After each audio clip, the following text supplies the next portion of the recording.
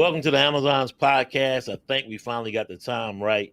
I did not know that she was still in Texas, so she is 2 hours behind. Ladies and gentlemen, IFBB Women's Bodybuilder Pro, Miss Chareece Newsome. What's going on? Nothing much. Hello, everyone. How are you all doing this morning? I am doing great. All right, so catch me up. Haven't been in touch for a while. Been doing the military thing. Ultimately, the ultimate question is when you get back on the stage. So let's just start at the beginning. Tell me everything that's been going on, and I'm in straight listening mode. All right. Okay. As he stated, I'm an Ivy Pro, Chareece Newsome. At the time I got my pro status, I believe my last name was Johnson. So since then, let's see, it has been about 6 years since I stepped on the bodybuilding stage. I think I might be at the 7-year mark now. So since the time that I did my last show, so I got my pro status in Miami many moons ago. That's what it seems like. And really what transpired was I took a little break after I got my pro card, and I got about a 90-day notice that I was getting stationed in Korea. So that was totally unexpected. So because my window was so short, I ended up telling my, at the time, boyfriend, and his response was, let's go get married. So we went to marriage counseling, and 90 days later, literally 2 days before I got on the flight overseas, I got married. Well, the first week that I was stationed in Korea, mind you, I was getting my dress altered the whole time for those 90 days, and my wedding dress wasn't fitting right every time I went to get fitted. So I thought that, okay, maybe I just gained a little bit of weight. Well, that was partially true. So that same week that I got married and I went to Korea, I found out that I was actually pregnant. There you go. Actually, that was actually funny because those of you know with bodybuilding, and for some of us, when we get your body fat levels down so low, you stop even having a cycle or period, whichever you call it. Well, that's what happened to me. So me getting pregnant just wasn't happening. Well, I guess between me eating normal, I end up gaining enough healthy fat. So I ended up getting pregnant. I stayed in Korea majority of my pregnancy alone. Well, I was able to come back home and I delivered the baby in North Carolina. So I have a beautiful little girl. Her name is Lola. She's 6 years now.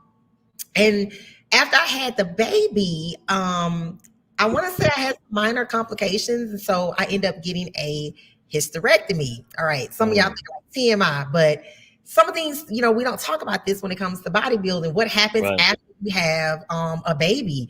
Not everybody is going to get on stage in their 20s and have a perfect body and, no backstory. So long story short, ended up having to get a hysterectomy, right? So the recovery for that was, oh man, it was tough because I don't know why my doctor did this. I went through the military. He ended up cutting me into a T. Mm-hmm. So I've been cut from my navel down and all the way to my kidneys, right? So when I woke up and removed the bandages, I was hysterical, y'all. I was hysterical because this body that I had worked on for so many years appeared to be ruined. And then he used a staple gun for the whole thing. So I looked like a zipper. I mean, it was very, very horrific. So after that, some years had passed and I went back to Korea for a second tour. And I complained of some complications and things like that. And the Army actually, again, paid for me to get abdominoplasty.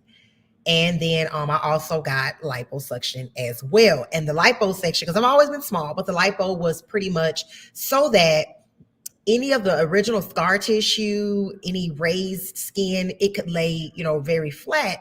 So I ended up getting the surgery. Obviously, that was more recovery. But don't get me wrong, my waist was snatched after that.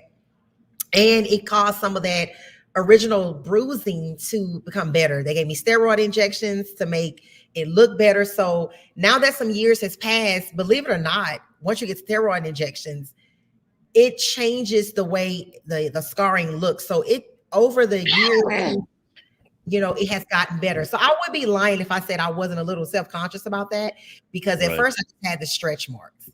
But to have the huge scarring, I was like, oh my God. So the crazy part was after the back up a little bit, after I had got my pro card, I actually paid Renee Pass, who y'all know is a renowned professional bodybuilding swimsuit, mastermind. So I have this swimsuit that I have paid for over 6 years ago, right? From Renee Pass. And every time I think I'm going to get her to design it, something always comes up. So the funny part is, throughout this 6 year mark, I've been to Korea twice. Well, in 2 months, my family and I will go to Korea again for a third tour. So I will be there for 2 years this time. So since then, I will be honest, I haven't did a whole lot of weight training. I haven't. And that just came along with me just wanting to be a mom. I wasn't really trying to straddle the fence. I just want to allow myself time to properly heal. Because I will be honest, the moment I started back just trying to do like a simple Army PT test, my abdominals were on fire. Okay. Because I had what was called, I believe it's diastasis rectus, is where my abdominals were separated. So I could literally stick a fist in between my muscles. So when I tell you, me in this last pregnancy did a number, just everything. And so I had to get all of that sewn up, repaired, everything. So I just needed time to heal. So I've dibbled and dabbled in the gym here and there, but last week I went to the gym for the first time, and I hadn't been to the gym since sometime last year. I actually went with one of my church members, who's actually my first lady. Me and her went. So just, just to go and just put my foot in the water, see how I felt. My body feels great. Only thing was obviously a lot of lactic acid buildup and just muscle tenderness, but I haven't lost a thing. And I will be honest, over the years, even though I haven't trained much at all or dieted, for some strange reason, like I still look like a bodybuilder. I don't know why, but I look like I go to the gym every single day. It is actually quite impressive that I still have muscle definition, and I drive by the gym like I don't even have a gym membership. Also in my personal life since then, I've gotten 1 degree. In October, I graduated my 2nd degree, and then immediately I'll be working on my 3rd one. So where I may have not been getting like physical strength, I was most definitely working on my mental strength. So I did that. Since then, in the past 6 years, I've gotten promoted. I'm now a senior NCO in the United States Army. Great accomplishment. This Sunday, it'll be my 18 years of service, active duty. So next week is definitely a milestone, because at the 18-year mark, you can actually start the retirement process. And I'm only 36. So the fact that I can be retired at 37, oh man, there's so much options out there for me. Also, in my personal life, I am now a licensed minister. That is just like another great milestone and just awesome opportunity. Because anybody knows whatever it is you're doing, you got to have some mental strength, especially with bodybuilding. So I would say that I contribute a lot of some of my personal success to bodybuilding. With bodybuilding, you have to have a lot of self-control and a lot of discipline. And like I say, so I'm really proud of myself on a personal level for just enhancing my spiritual well-being. Even though becoming a minister didn't really seem like it was in the future, but that was the plan. So here I am, fit, healthy, fit mentally, fit spiritually, just all of that. Okay. Right. So outside of that, have I thought about doing a show? Yes. Absolutely. In fact, because I'm about to transition to Korea, I've saved up an immense amount of vacation time, like over 2 months worth. So I was actually thinking about doing a show in September. I believe it's on the 21st in California. I'm considering Anaheim show. Yes, I am considering it. Now, for those of y'all thinking like, oh, well, Chareece, it's already 8 weeks away. Well, in the past, I am really known for doing these very short preps, right? And I'm a person that don't like working out when I'm not getting ready for a show. I just want to be normal. Right. So I'm not saying that my body is going to be able to respond to it. I'm not saying that it is, but it's something I'm definitely considering because I actually have to leave my family for 30 days next month. So I will be all alone with nothing to do besides go to an army school to get a certification. So I've told myself I'm actually going to go to the gym because I won't have anything to do. So whether or not I do that show is depending on how my body responds in August when I am just in school. So like I say, that kind of brings y'all up for the past 6 years. And yeah, I'm glad that Glenn invited me because who knows? Sometimes when you just haven't been doing it and you haven't been talking about it, when you start talking about things, kind of excites like an interest in you, like a little spark, So yeah, because these trophies behind me at my desk are quite dusty, quite dusty, but it's a good gentle reminder. All right, so let's jump into it. So you got your pro card at the Miami Nationals, right? That's correct. And it just so happens that you were also on stage during the Miami Nationals with Chareece Newsome. Little fun fact. Then when we come forward now with everything that you've gone through, and again, thank you for your service and me being a fellow veteran. I know what it's like. And thank you. Match personal life and military life, so it's tough. But with everything you went through and the unexpected hysterectomy and everything, you've been gone for 6 years, Chareece. Are you ready to come back on stage and run with these big dogs? Because a lot has changed in 6 years.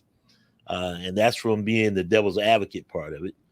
The other part of it is, once you set your mind to something, there's nothing that you can't do. So have you thought about all of that as well? So I have, because to be honest, like I don't really follow bodybuilding, but because I still follow like some of the heavy hitters on Instagram, I'm always seeing like some of their accomplishments. I'll be honest, I have the funny thing is I have a soldier. She was actually my soldier. Her name is Laura. She got a pro card the other day. So the fact that one of my soldiers who I groomed in the Army all of a sudden just, got her pro card, I was like, oh, wow, this is awesome. What's her category? Huh? What was her category? What division was she in? She was figure. She was a figure category. She got her pro card the other day. I think it was Laura Patricia. So the thing was, I will be honest. I felt like I was a young competitor because let's be honest, some people don't get their pro card in their 20s. Sometimes it takes people in their 30s, in their 40s to even get it. So I personally felt like I got it at like an early stage. I mean, don't get me wrong. I'm not Shanika Grant, like the youngest IFBB pro. But when it comes down to age and numbers, I was actually young. So if I decided to do a show, within the next, 12 to 24 months, do I feel like I still have a chance? Absolutely. Absolutely. Because I'm not an old lady yet. In fact, I'm not even eligible to compete in the Masters division yet. You see what I'm saying? So my life expectancy with bodybuilding, it has not expired. Most people know that it takes years sometimes for people muscles and bodies to just mature. And I'll be honest with you, when I got my pro card, I remember it like yesterday because it's funny that you brought up her name is Teresa, right? Teresa Avancic. Yes. So won the Triple O Dynasty, sponsored athlete, Amazon's Fitness magazine. Yes. So I'm sure you heard her. She was someone that I actually used to look at and was like, dang, this girl got it going on. Yeah. Well, the crazy part is that day I got my pro card, I won't ever forget it because that particular year, I wasn't a bodybuilder. I was a women's physique competitor. I went to my coach, who's Josh Kane, love him to death, best coach I've actually ever had. Josh Kane agreed to coach me for Miami. I did not have enough time to do Miami, right? Another coach turned me down.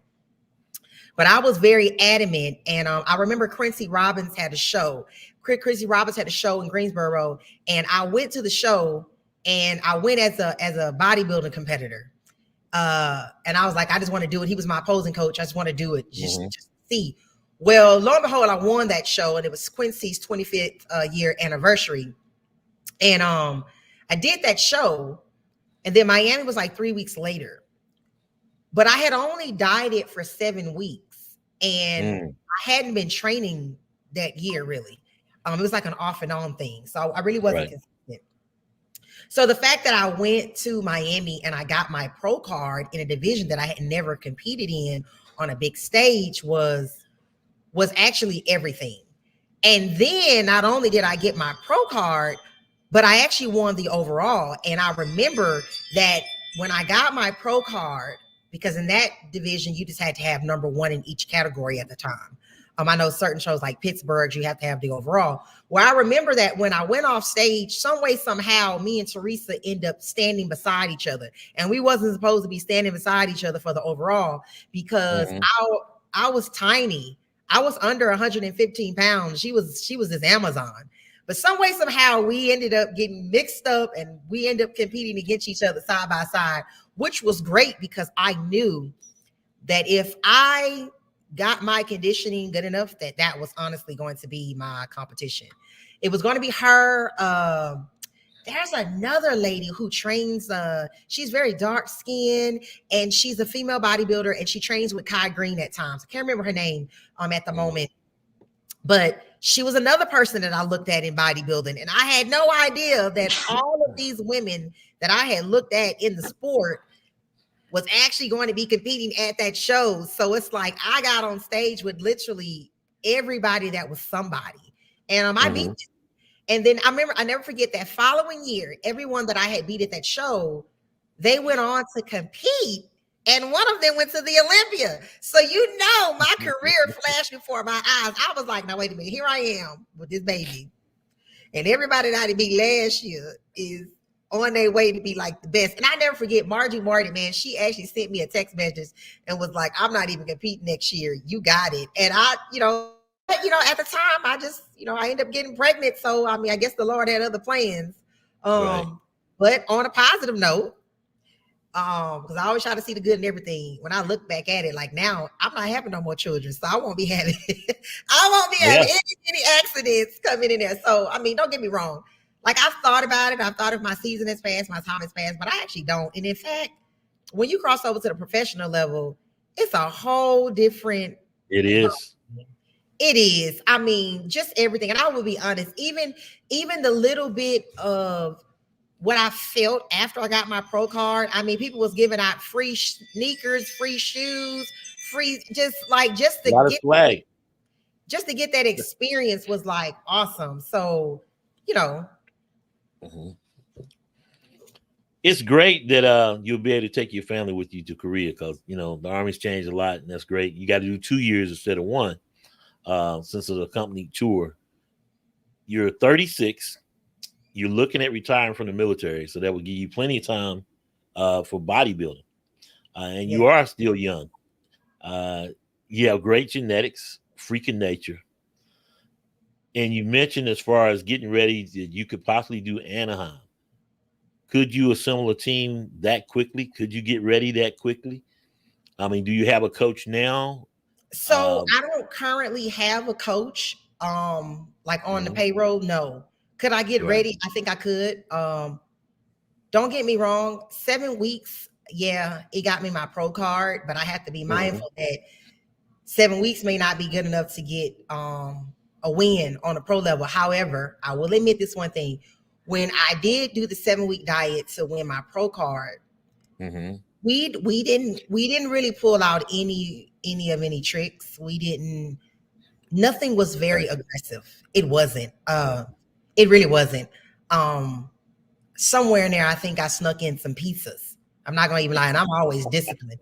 Like I sabotaged a part of that diet due to personal reasons. And the fact that I remember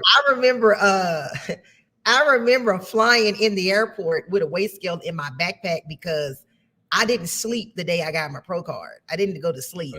And so I had to weigh myself in the airport all the way down to how much water and stuff I could drink because I didn't allow my body time to fully dehydrate itself. And I was really, really trying to make weight for lightweight bodybuilding, which was at the Right. time you had to be under 115 pounds. So, but yeah, so I would say if I do hire a coach, more than likely, I would go back with Josh. Okay. I could be a little bit biased, but let me just speak about Josh for this. I know the interview is about me, but let me just say about Josh real quick. So one thing I like about Josh is everybody's going to do a coach that fits them and their needs. Okay. Because if those of you don't know, I used to have my coach used to be Shelby Starnes, to be honest with you. Mm-hmm. But there's a reason why I like Josh. He's still out there. Josh understands Army lingo. He's not a service member, but for those of you all who may be watching this interview or are in the military, we live a different lifestyle. You know what I'm saying? When they say you got to go sleep in the wood for 7 days, people are not going to understand and no, I can't go cook my meals. I don't have anywhere to store my food unless I'm living in Alaska somewhere, which I've been stationed there before, and I can put my cooked fish in the snow, you know, and it'll stay cold. So you have to have some realistic expectations. Some coaches don't understand that.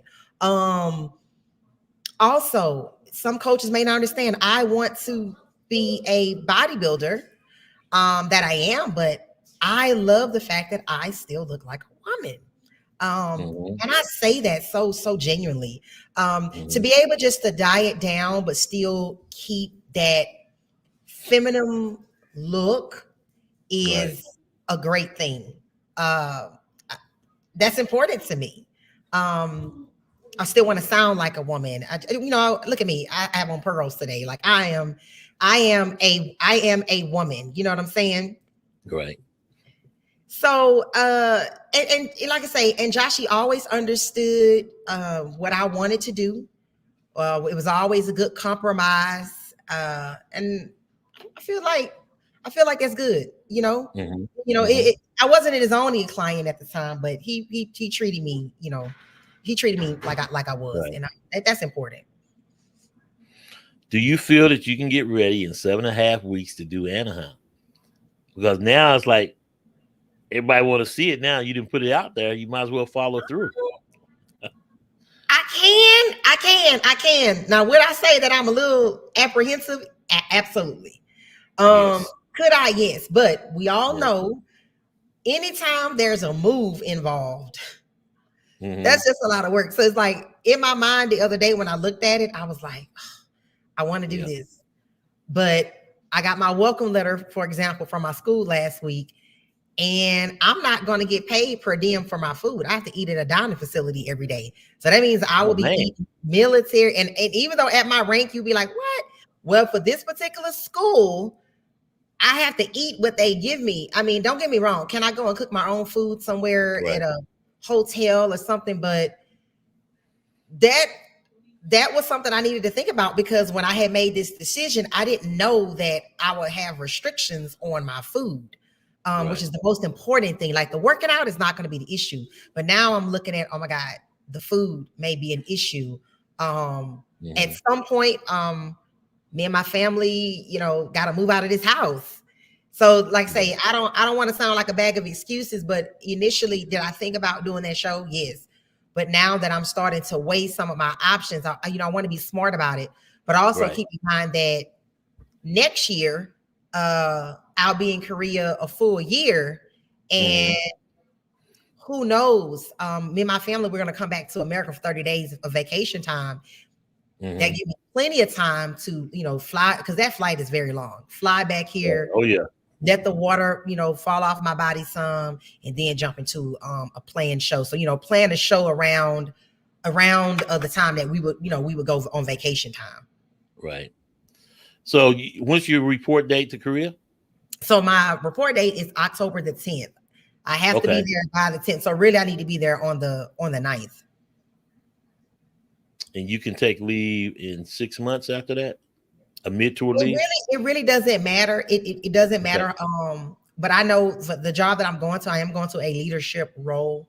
So more than likely, it'll be like one of those things. I'm going to make sure that my soldiers get their vacation time out of the way. And then when things maybe are getting slowed down or things of that nature, that's when I'll, jump in there. But at this point, because I'm leaving in the fall, The good thing is most shows start really jumping off in the summertime. So by summertime, I know, I can go on and do a show. And I'm gonna be honest with you, doing an overseas show, considering I'll already be overseas, really may be smart. Like how they have like the Puerto Rico show. Be pretty cool too. Yeah. Like I said, I'll already be overseas, so once the schedule comes out, obviously you can plan then. But are you on the fence as far as retiring from the military, or are you thinking, okay, here comes that E8 promotion because you know how the military does? Okay, and now you're first sergeant Newsome. What are you thinking? So how far are you in the military? How far are you like, I'm gonna retire? So I'm at about a 50-50 now, right? And the only reason why I'm at a 50-50 is because I joined the Army, like I first raised my right hand at 17. Okay. So I've been doing this a long time. You was the early bird. I was right out of high school. Yeah, right out of high school. Okay. So I'm on the fence because now it's like, oh my God, Sunday is when you could start the retirement process. And with the Army now, you started 2 years out.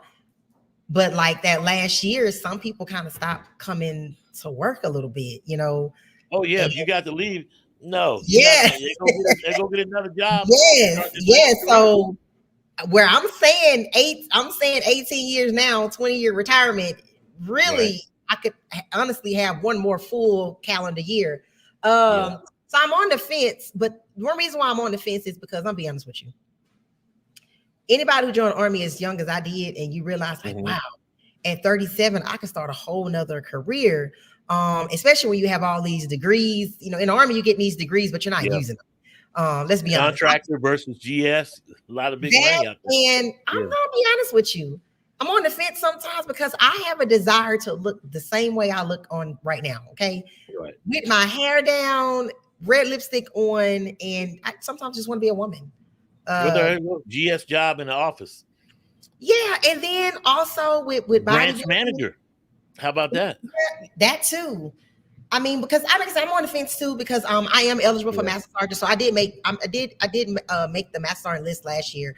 But the way the Army promotes now, you don't know if you're going to pin on the rank. So, wait. What do you mean you don't know when you're going to pin on the rank? So the way we get promoted now is different. So back in the day, we used to have like I've been out too long. So back in the day, you'd be like, "Oh, congratulations, you made the list. Right. You made the list." Well, when you made the list, it means you had an OML number, right? So whatever the OML number, the order merit, you knew you was going to pin it on. Okay, so this time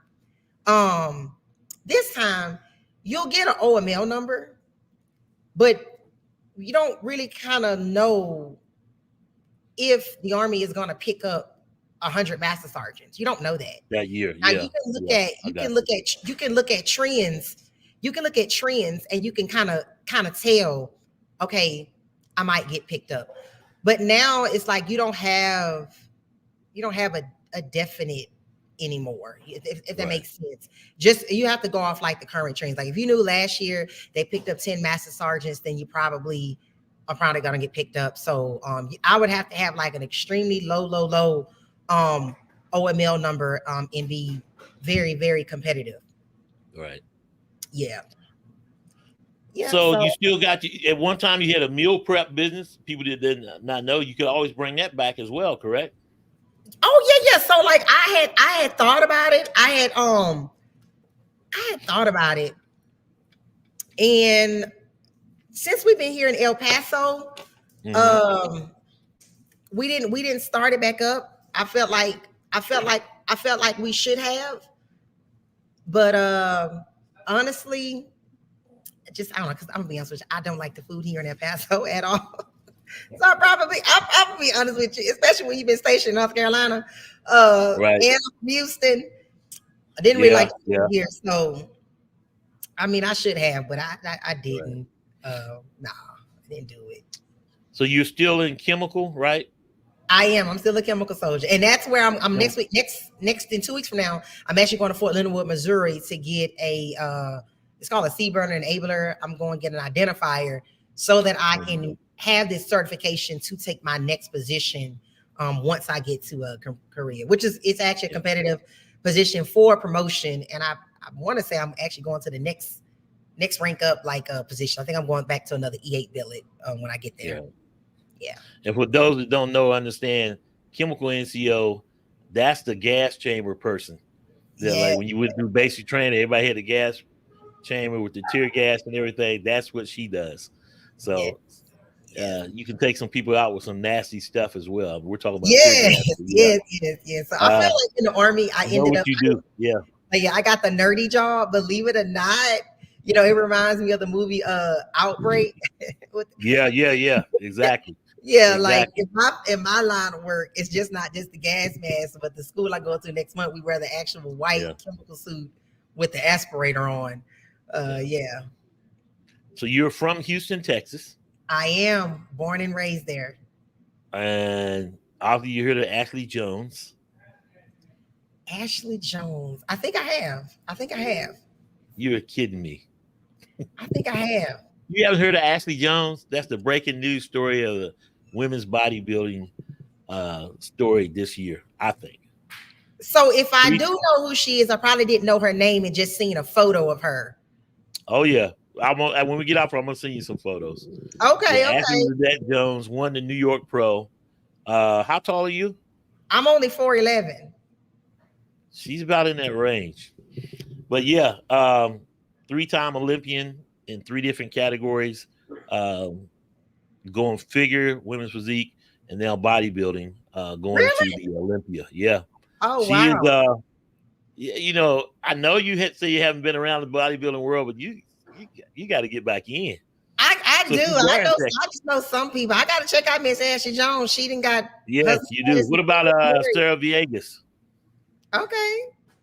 She's got the Texas Pro. She's promoting the women's physique division with that. She's Miss Olympia for women's physique. So yeah, she beat Shanique Grant. And has taken over since. I remember that. And of course, you remember Natalia Coelho, right? Yes. Yep. Number 2 in the world. Yep.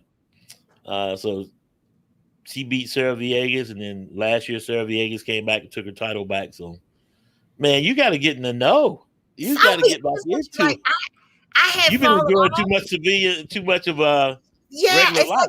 I fall off a little bit, but I try to because I'm gonna be honest with you. It was like once we got done with the whole COVID thing. I really feel like that didn't really help me at all because I end up falling off, and I actually was in Korea during COVID, and we were on like a lockdown, so there was no such thing as trying to move in and move out the country like that because every time you entered, you had to do a 13 days quarantine, which was brutal. It was real quarantine in a military facility, so there was no such thing as like sneaking out like you were on like it was like being in prison. To be honest, literally only air you got was the air coming through the windows that didn't even open all the way to a little crack. But I feel like honestly, I don't know a lot of people. Like I said, I look at them, but I know, but to be honest, since I last did bodybuilding 6 years ago, so much has changed. Yeah, it has. They got a new division, that wellness division. I think that is a beautiful division. Okay. Yeah. Glutes, those girls, and I like men. Okay. I like one man, but the glutes, awesome. The dedication and the work. I'm all for it. But yeah, so much has changed. And then, Sergeant McMillan was also in the Army. I actually got a chance to talk and meet with him. So when he passed away, I was like, oh my God, that one kind of hit close to home because I was like, I actually know who this person is. Like, we're two servicemen. And he's giving me advice. He's in the military too. Yeah. National Guard. Giving me advice based off of me being in the Army, not the same advice he would give somebody else. So, just when I seen all of that, personally, I didn't feel bad for stepping away because in my mind, and I'm not a doctor, with that year is like so many deaths. I didn't know that maybe supplements are not mixing well with the vaccines. And, in the Army, we got to take vaccines for absolutely everything. So, like I say, somewhere in there, the break, just from a health standpoint, I felt like was necessary. But now it seems like it's not as much bad news about this bodybuilder passing away and you know, the cardiac arrest, the heart attacks. You know, to me that was a bit much and a bit much and a bit extreme. And then, you know, with me being a bodybuilder, you know, that was a phase in there of the past 6 years where some of it was getting a little bit of a bad rap. You know what I'm saying? Like a lot of women were coming forward about coaches and unhealthy practices. So that's why I say I don't really feel as bad that I kind of was on the back burner. You was away at the right time with everything going on. I mean, in all honesty, like I was, but don't get me wrong, I don't denounce it because you know, everybody is different. You know, everybody responds different to everything. You know, whether you're a natural competitor or, you know, you do some sports enhancements, everybody body responds differently. Yeah. Well, I know you've been keeping up with Sharonica, right? Most definitely. I actually reached out to her, I want to say a month or two ago, but yeah, right. she 5-time Olympian. She has a different structure. I feel like she's actually changed, like her physique has changed. But yeah, she's doing great. She looks good. Sharonica, your makeup artist, is doing a beautiful job, and your hairstylist. Okay, great job. Yeah. But yeah, and again, she's only 36 because you and her have been in the game a minute. Yeah. And now she's a 5-time Olympian. When you talk about now, from back in the day, you and Sharonica, I say back in the day, 2017, 2018, coming forward, you can really see the muscle maturity. And it just takes time to build that muscle. Yes. I mean, how important is that to be patient in the world of women's bodybuilding? So so let me say this. It is very, very important to be patient. And the reason why I say that is I'll take myself for example. When I started doing this, I want to say a decade ago. Oh my God, I'm aging myself now. A decade ago, when I first started, I only started because I never forget, I was stationed at Fort Bragg, now called Fort Liberty. And I was on my way. Yes, sir. Yes, I was on my way to 3rd Special Forces Group, right? And I was in PSYOP, and I never forget, a girl asked me to do a bodybuilding show, Amy Hawkins, as a matter of fact. She asked me to do a bodybuilding show. And I was like, girl, I don't do no bodybuilding, but I do it. Well, the funny part was I got my pro card and she didn't, you know. I went on ahead and did that show. And the only reason why I think that I was able to wiggle my way in there with some success was because when I was in high school, I was actually a sprinter. I was the fastest girl in my graduating class. I ran 100 meters, last leg, 4x1, 4x2, you know, 200 meters. So you look at a real sprinter like Carmelita Jetta, you know what I'm saying? Flo Jo, Jackie Jordan. Yeah. You look at a real competitor out there. I mean, Shakara Richardson, they can honestly step on the stage. Oh, and actually, a lot of competitors had a track background. Sharonica had a track background. So, Yes. So I always had big thighs. I've always had well-developed glutes. You know what I'm saying? Most sprinters have big shoulders. So we still need patience. However, if you have, depending on what type of athletic background you have, it's going to really play a big role in your development. And then I remember, I think it was Shelby Starnes and Josh, and I always say like I was kind of like a little bit of a freak of nature, a little bit. I have great genetics, I will admit, but don't get me wrong. Genetics will only get you so far. Say that again. Say that again. They will only get you so far. And that patience, over time, I had to like really develop my muscles because coming out the gate, did I have a great structure? Yes. I think one of the best compliments I ever gotten was the spectators was like, this is a small Dexter Jackson, right? And I met Dexter before. I was eating some donuts and he was eating broccoli next to me. And I was like, Dexter, listen. He was like, you gonna eat them donuts next to me? I said, Dexter, I earned this. I won overall today. You want to eat that broccoli. You know what I'm saying? Like, hey, no shame. But you gotta have that patience because some people just don't got it. And at the end of the day, it is a bodybuilding competition. competition. It's not the Girl Scouts. You know, everybody doesn't get a trophy. You see what I'm saying? Right. It's not, oh, I lost 100 pounds because I used to be 400 pounds and I'm gonna get on stage. No. It's a real competition. You know what I'm saying? Right. Where you want to at least put your best foot. And don't get me wrong, I've seen it where you can diet for 20 weeks, half a year, and blow it because your coach didn't help you properly dehydrate your body right. All that part. You see what I'm saying? So when I say it's a level of patience, most definitely is a level of patience, because sometimes you're not going to get the results that you want just because you're stressed out.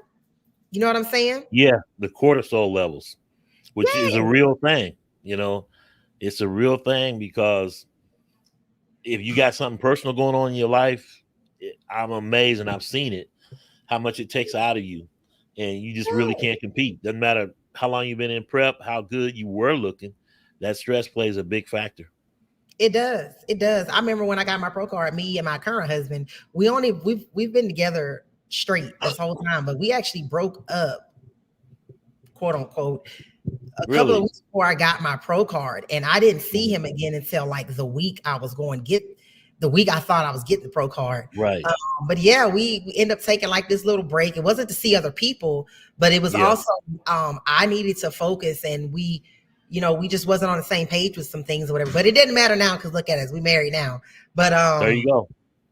And so when I tell you, you want to have just low stress levels, you do, because when I tell you can worry, just worry yourself. You know what I'm saying? Just worry yourself. Yeah. Any kind of personal problem, all that can play a factor. And I keep mentioning Sharonica. Of course, I'm talking about Sharonica Hinton. For those who don't know, and there was a lot of doubt with her coming back this year, competing. Everybody, well, she'd been off the stage, XYZ. Yeah. Didn't think she could win. And then it got to the point like, dude, have y'all done y'all's research? Well, anyway, we see how it ended, and she's off doing bigger and better things, and she's gonna go really get it. Good, just discipline, though. I mean, she's always been top 5, even when she may have fallen short and gotten first place. It just it wasn't that she wasn't conditioned or didn't look good. It's just sometimes I think it's not your time. You know what I'm saying? Yeah, you're right. And the judges, especially when it comes to, in particular, like I'll use female bodybuilding for example. In my opinion, and I'm saying this as a little tiny 4'11" person who got their pro status under 115 pounds. Okay, a lot of them bodybuilders, the female bodybuilders, not the physique, they're not stepping on stage under 115 pounds. Like, we need to be honest about it. That's actually quite small. Female bodybuilding, for example, can be very subjective. You know, we went through the era of Iris Cow, right? We don't want that no more. You know what I'm saying? So it can be, it could just be whatever phase they're in. You know what I'm saying?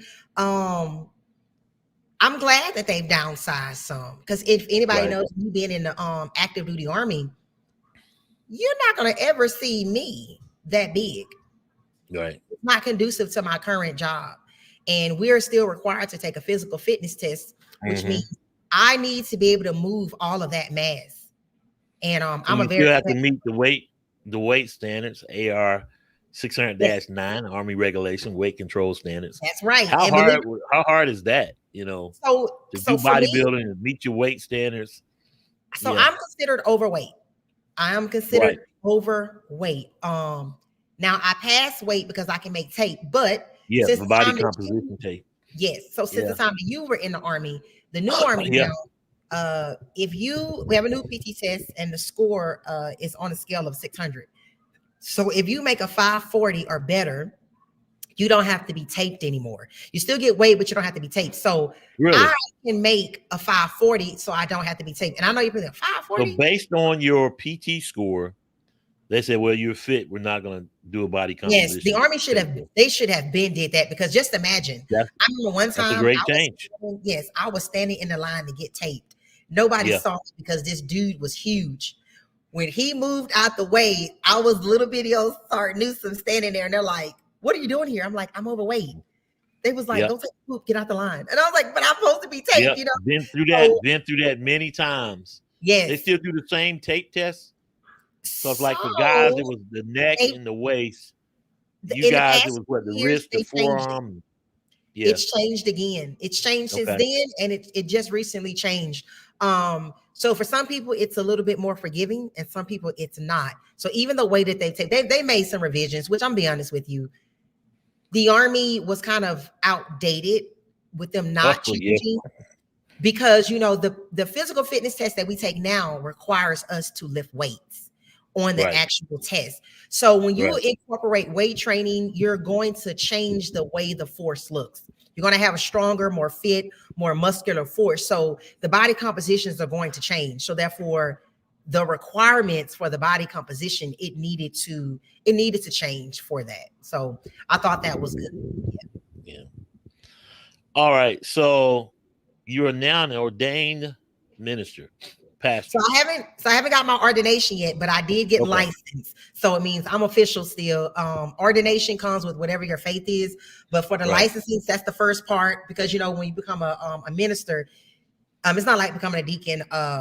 Like my husband's a deacon, so he got ordained the same day I got my license. With the licensing, it makes me official. So like I can do funerals, I can do weddings, I can do everything now. Yes. I'm official. Ordination is just like, that's like the cream of the crop that you get from your specific denomination in your church that you go to, which I can get ordained at this church and go to another church, and they require me to get ordained all over again. So that's subjective. But for us, I am. Like I say, it's a great thing, and I'm glad I did it, and I'm glad I'm a minister, but I'm also glad I'm a IFBB pro, because we got to be honest. There's a lot of ministers out there that are not in shape at all. Okay, so I am the Lord truth. You hear me? Too many not conditioned preachers. Exactly. This preacher right here got some self-control. You hear me? Yeah. All them dinners after church service, the repast repast and all that. Yeah. The white so I gotta star ask the question. Yeah, I gotta ask the question. Okay. Being in the military, being a bodybuilder, and now ordained minister, how does you being a minister mesh with what you're doing with bodybuilding? Because you're on stage in a bikini, walking around half naked. Yes, that is a good question. And then the same with the military. How does that mesh?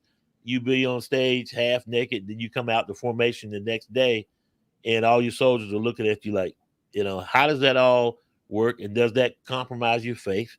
Bottom line, does bodybuilding go against God in what you're doing if you're being a preacher? Is that a good enough question? I think that's a good question, because believe it or not, I'm not glad you asked that. Okay. Believe it or not, when I was crossing over to start this little trial phase, because like you go through a trial phase before you actually become licensed, that was a discussion that I had with the leadership of my church. Okay. Because I didn't want it to be any surprises. But I'm gonna tell you something like this. I'm gonna start here. A lot of us ministers got a story to tell. That's number one. A lot of us, especially some of the good ones, got backgrounds. Okay, they got. You can call it a skeleton. You can call it whatever you want, and it ends up making great for a sermon. Okay, it makes great for when you have to counsel somebody or things like that, because I didn't been through something. You see what I'm saying? So I'm not coming from a place of inexperience or from a place where I don't know. And I'm out, and I'll give a shout out to my pastor and my co-pastor, Eddie and Sabrina Senegal, because they had to help me through that question that you're asking me right now. Because at the end of the day, like, you are who you are. Just because you become a Christian or because you submit yourself to Christ in a different form of fashion, you don't lose value in who you are. You know what I'm saying? The crazy thing is, like, I've heard this before. Platform is for the prepared. It's not where you prepare. So, the beauty in everything that we do, the Lord let me do all of that bodybuilding back then, all of those things. And I didn't know that I was going to become a minister. So do I run away from those things? No. A lot of the things that we used to do, as they call out on the street, you can still do it. You can still do it. You just have a different focus. You have a different purpose. Also, now you're going to be living a lifestyle where you have those left and right limits. Okay. You have more morals, you have more ethics. You see what I'm saying? Because you believe in something bigger than yourself. So it's nothing out there that says that I can't still do bodybuilding. My professional sport, the uniform that you wear is a swimsuit. It's not saying I can't go out here to Wet and Wild with my kids on a weekend and wear a swimsuit. You know, my faith, my belief system doesn't require me to wear a covering or anything like that. My faith doesn't require that. So I can still get on stage and do that. Now, if you're wondering, would I still pose for magazines and all that? Absolutely.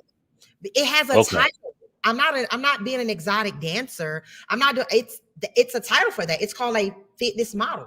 But now, not all fitness models are created different. I mean, are created the same. Some of them may want to do something a little bit more bourgeois. Some may be willing to take off a little bit more. Now, obviously, because of my status, I may not do as much racy photos, as we would say, as I did back then, but absolutely, I work hard for this body. And I'm gonna get up there with my little 2-piece on with the sparkle, and I'm gonna do my thing. I am, because at the end of the day, when you accept Christ and you become saved, or you on your new journey, you don't have to lose yourself, and it's like a thing.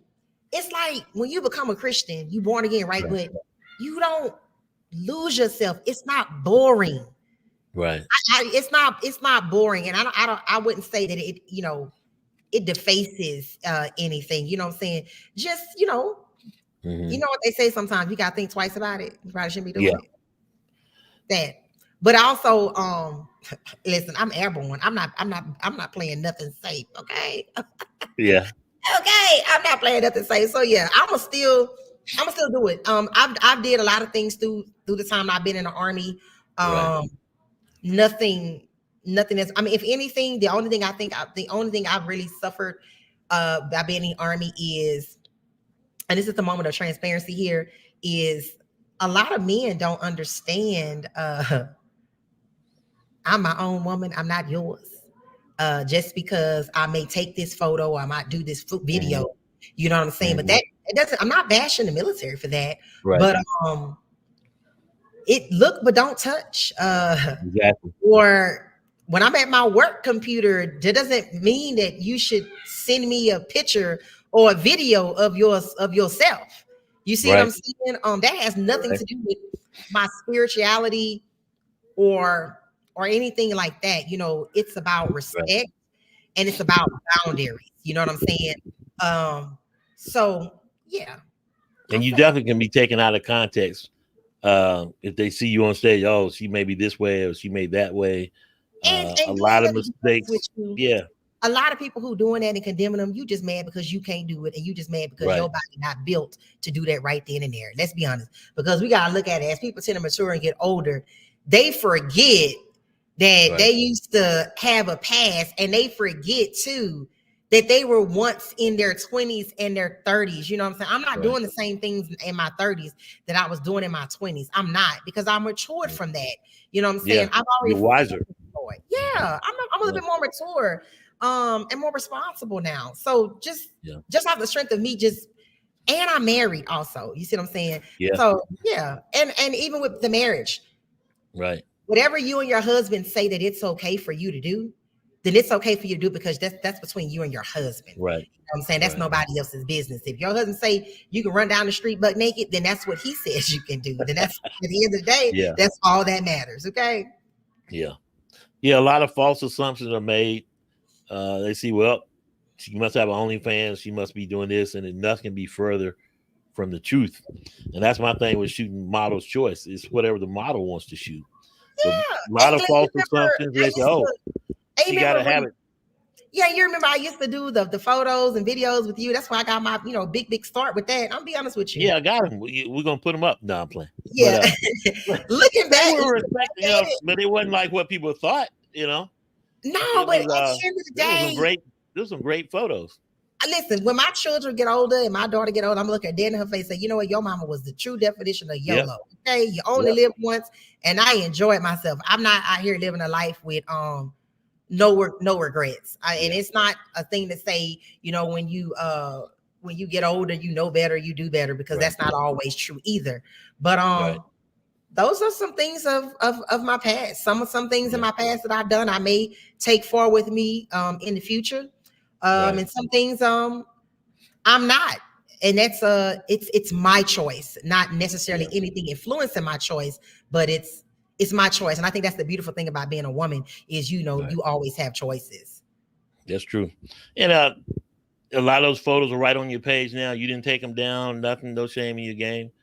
But they're there. But I think they're great photos, obviously, because they were published in another magazine. Now that I got my own Amazon's fitness magazine, I certainly hope you're going to pose for it, because yes, now again, I will get in shape just to come pose. I am not gonna. There you go. Hey, and people, you can do a prep, just do a photo shoot. I mean, hey, you know what? I'm thinking about that. That sounds like a winner to me. Yeah, definitely.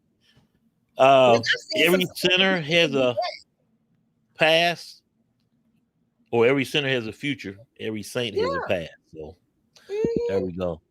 Now, one time your husband was going to compete. Is he still looking at that or no? No, my husband is what I call a super soldier. Okay, he is gonna be a sergeant major, and he gonna ride this thing out. He ain't worried about nothing else. But he was really doing that with me for support. And I do like to push the limits in the gym when I do.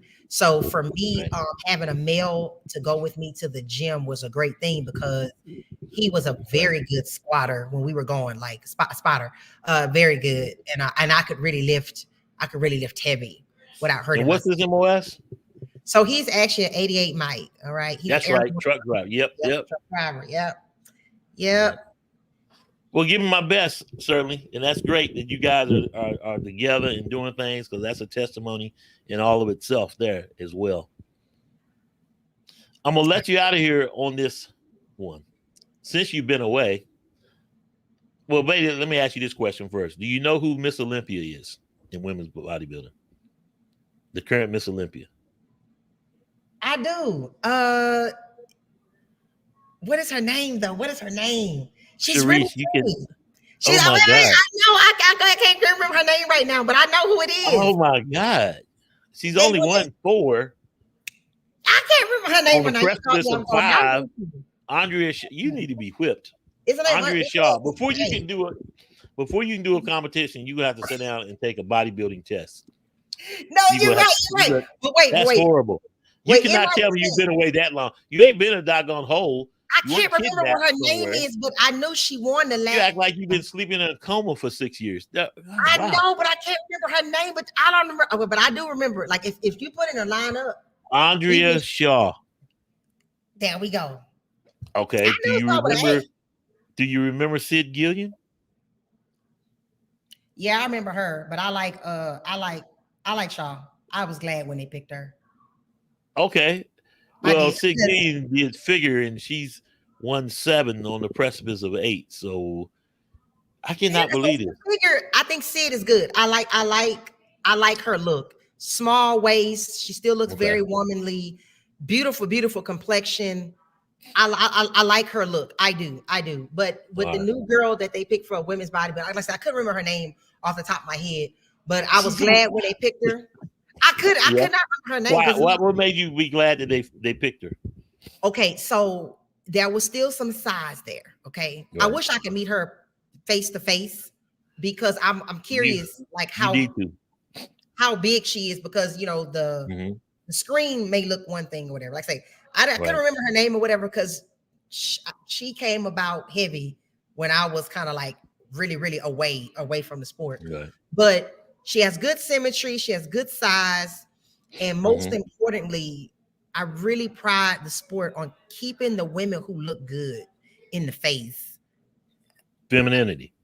Yes. I mean, I'm not trying to say you shouldn't win if your face don't look good, but I'm sorry, it doesn't send a good message for the sport. And we all know that Iris Kyle made a lot of sacrifices for that win. And that's not realistic for the everyday woman. It's not. But yeah, she was pretty. She had a great attitude, always so nice in her interviews and all that. Great attitude. She definitely was good for the sport. Okay, out like on the stage and off the stage. But sorry, Andre, I gotta do better with remember your name. But listen, I did pay attention, just couldn't remember your name. Yeah, you got to get back into it. Yeah. So I'm gonna let you out of here on this one.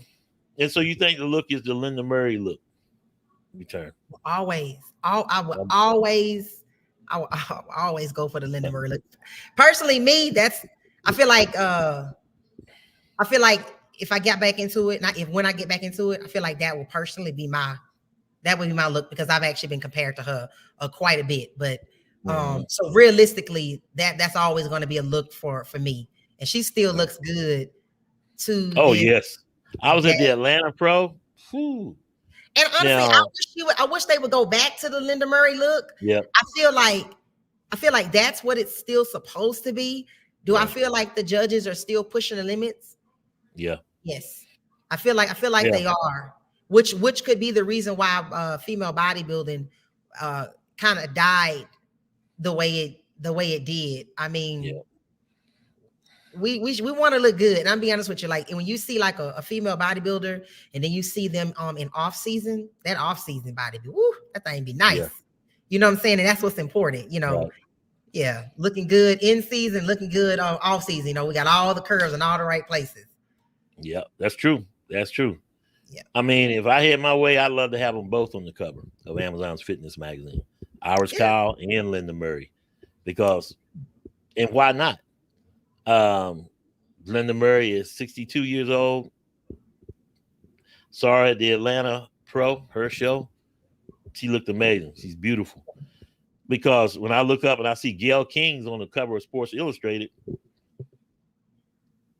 I'm just saying, I think she's 70. Not saying that she doesn't look good, but I'm just saying, hey, when you know, you know. All right, let me get you out of here on this last question. Since you were away, or while you were away, women's bodybuilding has no more point system. They used to have the points of where, you know, if you got second at the show, you get points, you can still keep moving ahead to try to make the Olympia qualification. Since then, it's win and you're in.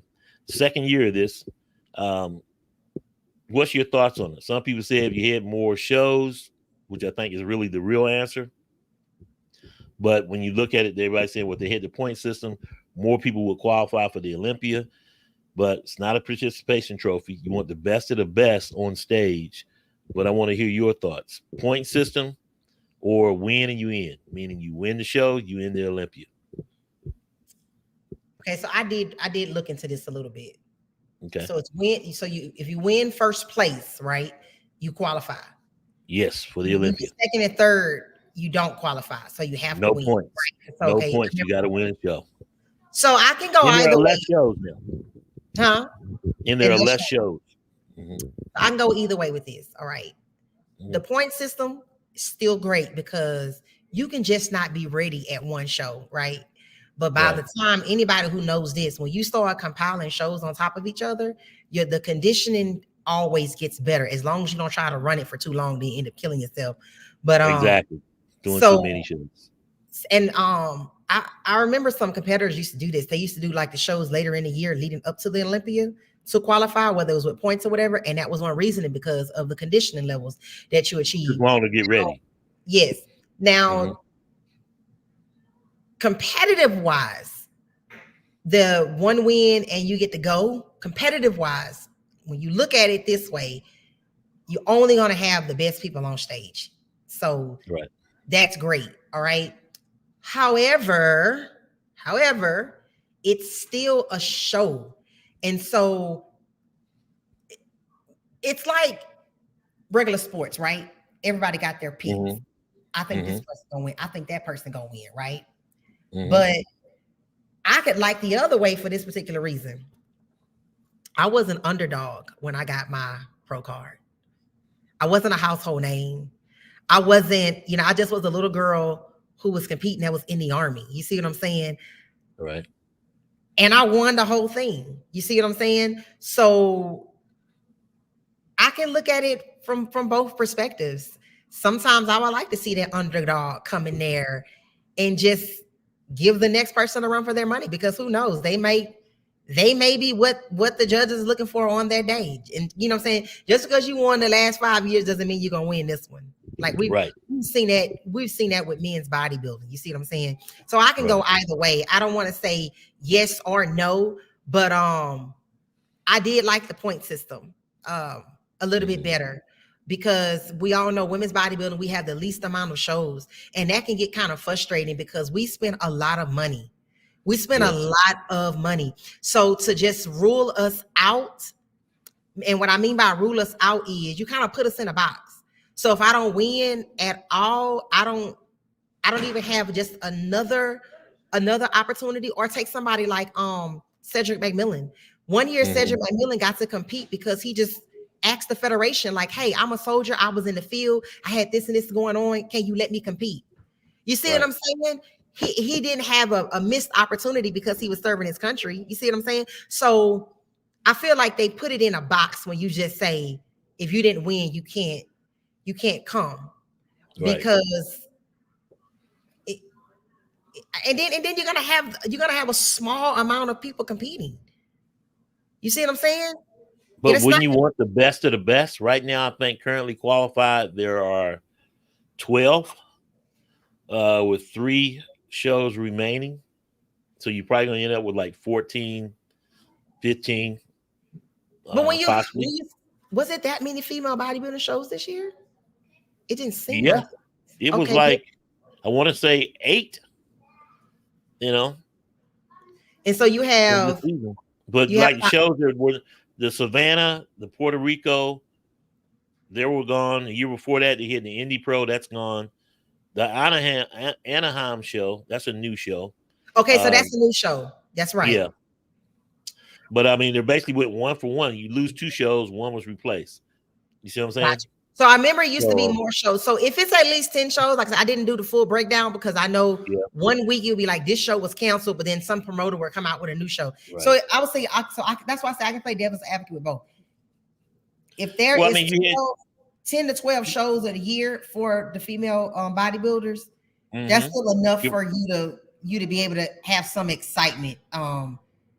Yes. You think 12 shows is enough? When bikini has umpteen, wellness, even women's physique, I don't think it's enough, but I mean, you don't want to end up with 20, 30 people on stage at the Olympia. I get that. You're going to have that with wellness and bikini regardless. But 15, 20, I think is about right. But when they have, women's bodybuilding lost shows, while others gain shows or whatnot. Yeah. So they lost shows and they lost the points, and this is what you left with. I think it's definitely made it more competitive. But yeah, if we had 15 solid shows, that'd be good. And I understand that sanctions and money and on and on and on. But yeah, this is us now. What I don't want to do is sound like a little league answer. Okay, like, well, but at the same time, too, by doing that, this is where I say, devil's advocate comes in there. You reduce the amount of shows, right? So that's automatically going to reduce the sport overall for the number of competitors, right? Okay, so you reduce the number of shows. Now that reduces the opportunities, right? Because shows vary by location. And let's be honest, unlike other professional sports, or unlike men's bodybuilding, the female bodybuilder competitor, we don't get a lot of cash prizes. We don't. No. So you reduce it. I didn't see the price cap on each female bodybuilding go up. I didn't really see the on average 2,500, 2,000 to 2,500. And that's nothing. The reason why I say that's nothing, because if I go get my swimsuit, I didn't spend $2,000 on my posing suit and my swimsuit alone. Yeah. So giving out $2,000 for first place, that's nothing. That's a slap. To me, that's a slap in the face. That's quite disrespectful. So you reduce the amount of shows. You're still not paying female bodybuilder that much money. Then you want us to look crazy big. That costs a lot of money for supplements, coaching, training, all. You know what I'm saying? You know what I'm saying? At one point, it's like Right. it's turned into what you would call a freak show. You're not even paying the athletes enough money for the freak show that you want to have. You see what I'm saying? So when you think about it, it doesn't really create room to spark growth.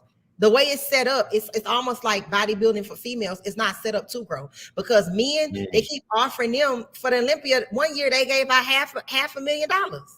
Yeah. You see what I'm saying? So my thing is, it's like you keeping it around more like for traditional purposes, but you're really not rewarding the athletes. And then when it comes to the health risks, the way the female body works, the anatomy, everything, when the reward and risk ratio come into effect, you mostly are doing the sport as a woman, female bodybuilder, for the love of the sport. It's really for the love of the sport. It is not at all for the money. And then the only way you really make something of yourself and really get money is the interviews, the photo shoots. You have to do so much other stuff outside of the actual sport to pay for the sport. And to me, it's not fair. And I think it's an appropriate word to use. It's not fair. And it really shows how the people who run the bodybuilding industry, it really shows their thought process, right? You know, let's be honest. We probably gonna have a female president here soon, okay? Yep. A woman may be holding the highest job. You know, that could potentially happen, regardless of what your political views are. However, in the world of bodybuilding, we can't even get paid the same. It just sounds so cliche. It seems like it goes against the American dream. It really does, where we're supposed to have this equality. Women want equal rights, equal pay. But in the professional sports, we are still not getting the same pay as the men. Come on, IFBB Pro, y'all got to do better. And that's throughout industry. You know, that's why they try to impose a Dodd-Frank rule to sort of fix that. But yeah, industry, you know, number of female CEOs versus men. I mean, since the beginning of time, but it's evolving, but it just hasn't evolved enough. So definitely need more money, definitely need more shows. And do you want it to grow? And that's a great point you made. Do you want it to grow, or are they just around there? Is women's bodybuilding just around as a novelty? So yeah, you know, a tradition. It's just at this point, I think it's being kept around like a tradition, you know. And like I say, and it's good that other divisions are crossing over to women's bodybuilding. But at the same time, too, if you want to make it relevant still, want to keep it entertaining and growing, you definitely got to feed it. Because right now, as I look at the IFBB Pro as a whole, we're not even practicing what we're doing. You know what I'm saying? We feed our bodybuilders. We do things to make them grow. But yet we're stepping on the stage under people who ultimately themselves are not having the same principles and not doing the same thing for the federation itself. You know, it's really like kind of backwards. Yeah, it doesn't make sense. Yeah. Minister Newsome, IFBB Women's Bodybuilder Pro, Chareece Newsome, Sergeant First Class Newsome, thank you for your time. Thank you. See you all in the future. All right. Take it easy. You too. Bye. Always a great time talking to Chareece. Haven't talked to her in a minute, but you just ask the question and let her go, and she'll give you an answer. Wishing her nothing but the best. Will she do the Anaheim show? Don't know, but she's definitely gonna be back because she has the itch. Could not answer all the questions of who Miss Olympia was and others, but I'm sure she'll get brought up to speed very shortly, and hopefully she does come back. Coming up at 3:30 or 3 p.m. Kristen McGregor is going to join me, IFBB Olympian figure. Programming note, the interview with Christina Mendoza is now moved to Thursday at 3 p.m. Eastern Standard Time. So tune in then. Looking forward to talking to her and see what she has going on and what she's going to do as the show season is winding down for women's bodybuilding and for everyone. So who's in and who's on the outside looking in? Everybody's looking for their favorites. In these upcoming shows with Tampa up next. I'll be there. Booking shoots now. Already got my tickets. So it's going to be a great show. Love being at the Linda Murray show in Atlanta. So Tampa has always been on my list of shows to get done before I end up going back to school to teach and whatnot.